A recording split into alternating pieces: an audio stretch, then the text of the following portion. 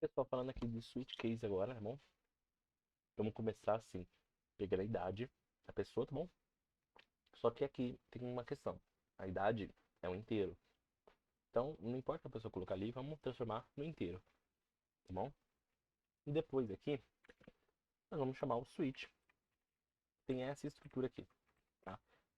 Ele tem o switch, propriamente dito, a chave, ou seja, a variável que a gente vai analisar, e os valores dela.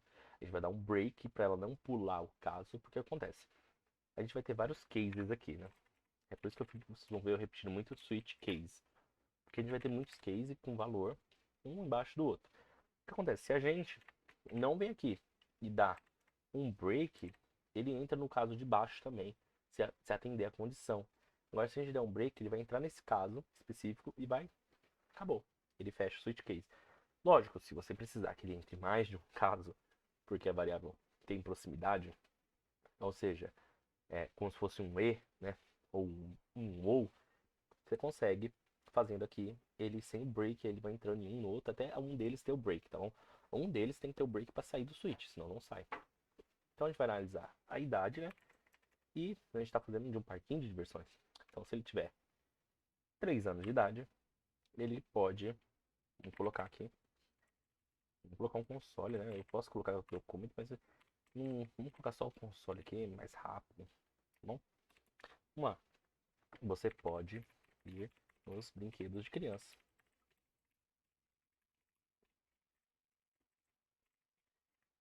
Tá bom, pronto. Aí se ele tiver, caso ele tiver 10 anos, aí vamos lembrar de colocar o break aqui, né? E indentação, não precisa. JavaScript. Assim, por boas práticas a gente denta o código, mas faz depois isso aqui. Então não é algo que você precisa se preocupar agora, tá? Então vamos colocar o console.log. Ele pode ir na primeira montanha russa. Bom, você pode ir na primeira montanha russa, ok? E caso ele tiver 30 anos,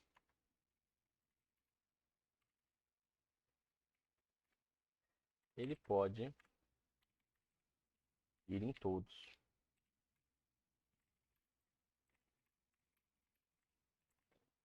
Bom, caso não for nenhuma dessas idades aqui, qual que é o case padrão? Então, esse default aqui é o padrão. Se não for, se nenhum desses atender, é como se fosse o else do if else, tá bom? É um padrão para qualquer coisa que não esteja aqui. Então, a gente vai colocar aqui, verifique sua faixa etária, tá bom? Não que ele esteja dentro ou fora, mas vamos deixar assim por enquanto. Porque o nosso parquinho só vai ser assim. Ou a criança tem que ter 3, ou tem que ter 10, ou tem que ter 30. Ela não pode ter outra faixa etária, tá bom? Esse parquinho. Feito tudo isso aqui, vamos executar para vocês verem como é que vai sair aqui, né? Node. Ele vai, ó, ele estourou um erro, um prompt não foi definido, porque a gente tentou fazer um prompt aqui dentro. Eu já falei que o prompt é lá no nosso console, né? Tem um comando aqui, mas depois a gente se preocupa com isso. A gente pode vir aqui pro console sem medo, entendeu?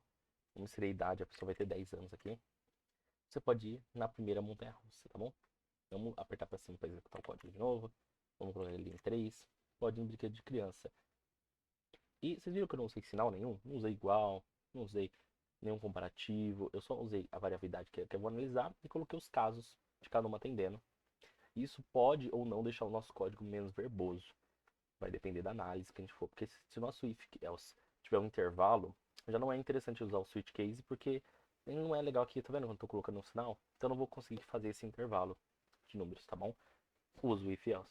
Se você está avaliando uma variável e ela pode assumir milhões de valores, é legal usar o switch. Vai te dar essa gama aí para você responder e ficar mais legível o código aqui do que ter um monte de if dentro de else. Isso não é legal para a pessoa, tá bom? Então, ensinado o switch case em menos de 5 minutos. Espero que você tenha aproveitado aí. E falou!